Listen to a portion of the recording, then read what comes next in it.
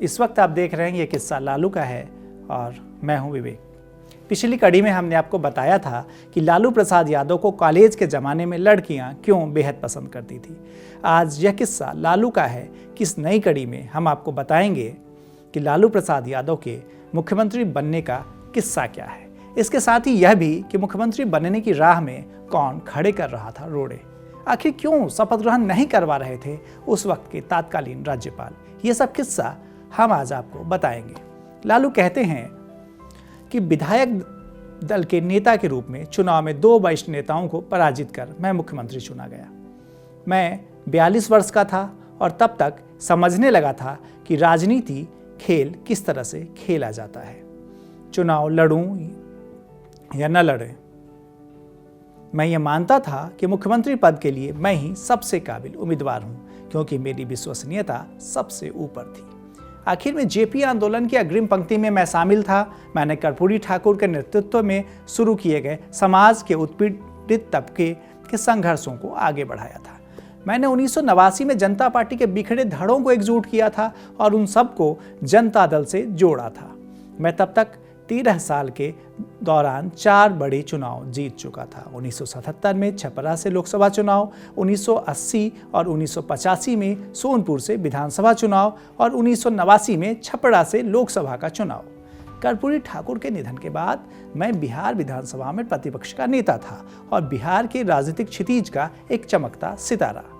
लालू अपनी किताब में आगे कहते हैं कि मैं यह उम्मीद कर रहा था कि बुजुर्ग नेता मुझे आशीर्वाद देंगे और मैं बिहार की नीति को बदलने में मेरा वो मार्गदर्शन करेंगे, लेकिन चीज़ें इतनी आसान नहीं थी और प्रधानमंत्री देवीलाल का मुझे समर्थन प्राप्त था। तो जनता दल के विधायक दल के नेता के चुनाव में पर्यवेक्षक के रूप में आए जॉर्ज फर्नांडिस और कुछ अन्य नेताओं ने कुछ पेंच फंसाने की कोशिश की थी। ये लालू कहते हैं। लालू आगे कहते हैं कि वे पर्दे के पीछे से काम कर रहे थे, लेकिन सामने आकर उन्होंने मेरा विरोध नहीं किया, मगर वे सफल नहीं हो सके।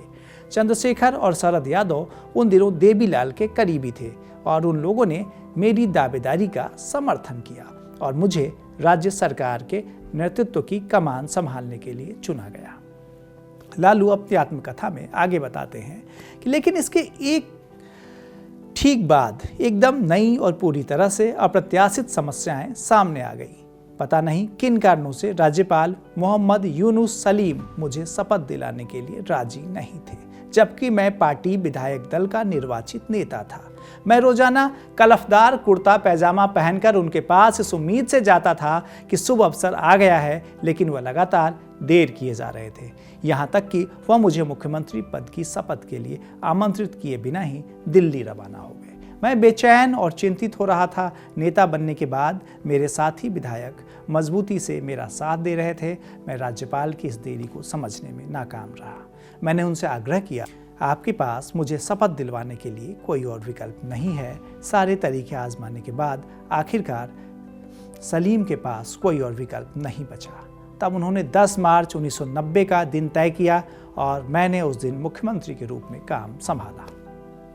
लालू अपनी आत्मकथा में यह भी बताते हैं कि मुझे हमेशा लोगों के बीच रहना पसंद था और यह मुझे काफ़ी अच्छा लगता था और ख़ास तरह के परिवेश मुझे अजीब लगते। इसलिए मैंने गांधी मैदान में मेरे गाइड, गुरु और फिलॉसफर जेपी की आदमकद प्रतिमा के सामने शपथ लेने का फैसला किया। मुझसे पहले बिहार में 24 मुख्यमंत्रियों ने औपनिवेशिक युग के राजभवन के अहाते में ही शपथ ली थी।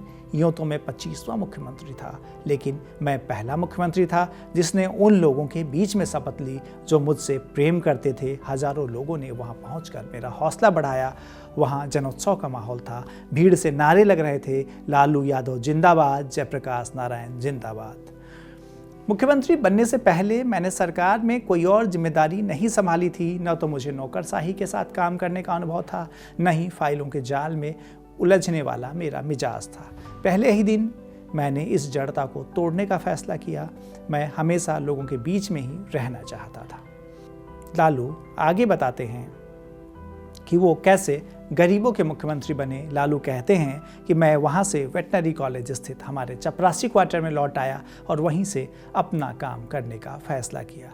अधिकारियों ने मेरे शपथ ग्रहण करने के बाद एक अरण्य मार्ग स्थित बंगले की शिनाख्त मुख्यमंत्री आवास के रूप में कर ली थी, लेकिन मैं किसी ऐसे विशालकाय बंगले में नहीं रहना चाहता था जिसमें सुरक्षाकर्मी गश्त लगा रहे हों और जो आम लोगों की पहुंच से दूर हो। वेटनरी कॉलेज के परिसर में मैंने एक प्रतीक्षा कक्ष बनवाया जहां लोग इकट्ठे हो सके और मुझसे मिल सकें। जहां तक मेरी बात है तो जनता के करीब रहने की मेरी प्रवृत्ति में कुछ भी बदलाव नहीं आया, बल्कि चपरासी क्वार्टर जहां मैं स्कूल के दिनों में रहा करता था इस लिहाज से अच्छी जगह थी। आज के किस्से में बस इतना ही। फिर मिलेंगे लालू प्रसाद यादव के रोचक किस्सों को लेकर। मुझे दीजिए इजाजत।